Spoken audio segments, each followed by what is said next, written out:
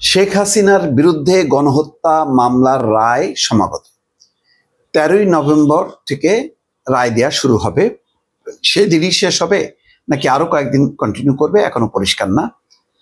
কিন্তু এই ঘটনায় কি কোনো আন্তর্জাতিক প্রতিক্রিয়া আছে? এখনো পর্যন্ত প্রতিক্রিয়া পাওয়া যায়নি। একটা প্রতিক্রিয়া আসতে পারে, সেটির সম্ভাবনা তৈরি হয়েছে, সেটা হচ্ছে জাতিসংঘ থেকে। কিন্তু আবার এটা প্রশ্ন, জাতিসংঘ কি কোনো দেশের বিচার প্রক্রিয়া থামিয়ে দিতে পারে? এটার সঠিক উত্তর এখনো পাওয়া যায়নি। বাংলা ট্রিবিউন একটা রিপোর্ট করেছে যে জাতিসংঘে জরুরি আপিল, শেখ হাসিনার বিচারে যথাযথ প্রক্রিয়া নিয়ে উদ্বেগ।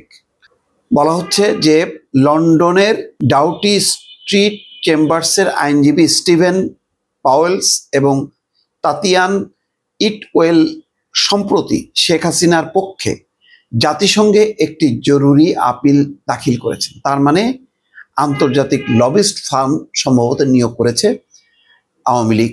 সেই আপিলে বাংলাদেশে আন্তর্জাতিক অপরাধ ট্রাইব্যুনালে শেখ হাসিনার অনুপস্থিতিতে চলমান বিচার প্রক্রিয়া নিয়ে উদ্বেগের কথা তুলে ধরা হয়েছে। জাতিসংঘের বিচারক এবং আইনজীবীদের স্বাধীনতা বিষয়ক বিশেষ দূত এবং বিচার বহির্ভূত হত্যাকাণ্ড বিষয়ক বিশেষ দূতের কাছে এই আপিল আবেদনটি জমা দেওয়া হয়েছে। আন্তর্জাতিক মানবাধিকার, যুদ্ধাপরাধ এবং ন্যায় বিচার নিয়ে কাজ করা আইনজীবীদের প্ল্যাটফর্ম ডাউটি স্ট্রিট চেম্বার্সের ওয়েবসাইটে সোমবার এই তথ্য জানানো হয়েছে।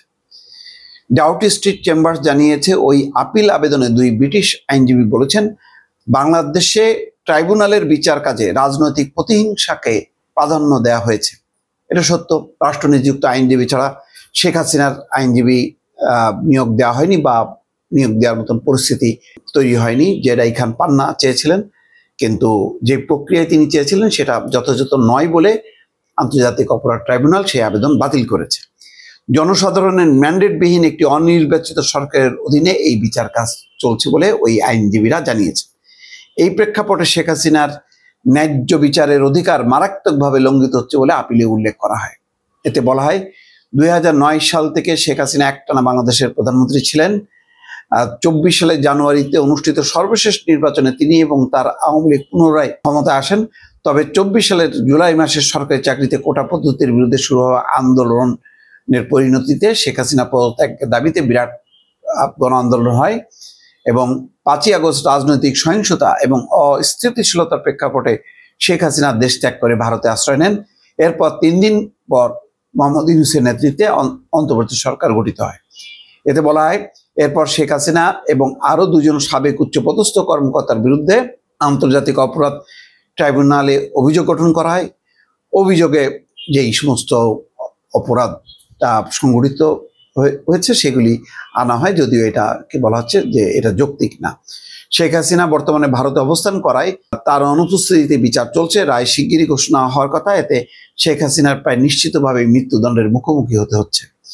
শেখ হাসিনার পক্ষে দুই ব্রিটিশ আইনজীবীর জরুরি আপিলে বলা হচ্ছে, শেখ হাসিনার সরকার এবং তার সমর্থকদের বিরুদ্ধে অপরাধের অভিযোগ যেমন রয়েছে, তেমনি দলটির সমর্থকদের উপর প্রতিশোধমূলক নির্যাতন চালানোর অভিযোগও রয়েছে। তবে সরকার বিরোধী আন্দোলনের পক্ষে থাকা ব্যক্তিদের বিরুদ্ধে 15ই জুলাই 8ই আগস্ট পর্যন্ত যেসব অপরাধের অভিযোগ রয়েছে সেসবের ঘটনায় তাদের বিরুদ্ধে কোনো মামলা হবে না বলে সিদ্ধান্ত নিয়েছে অন্তর্বর্তী সরকার। আপিলে শেখ হাসিনার পক্ষে দুই আইনজীবী নানা রকম কারণ উল্লেখ করে, স্বাধীন এবং নিরপেক্ষ আদালতের অভাব, অনুপস্থিতিতে বিচার এবং প্রতিরক্ষার সুযোগের অভাব, মৃত্যুদণ্ডের সম্ভাবনা এবং মানবাধিকার লঙ্ঘন। এখন এই আপিল করা হলে জাতিসংঘ বা জাতিসংঘের যে গুম কমিশন তারা কোনো পদক্ষেপ নেবে কিনা, এরকম কোনো নমুনা আছে কিনা, এটা বলা খুব কঠিন। কারণ বাংলাদেশে এটা একটা স্বাধীন বিচার ব্যবস্থা। এই বিচার ব্যবস্থায় জাতিসংঘ হস্তক্ষেপ করবে এই ধরনের পরিস্থিতি অতীতে কখনো হয়নি। বাংলাদেশে এই আবেদনটা কতখানি জাতিসংঘ আমলে নেবে সেটা এখন দেখার বিষয়। দর্শক।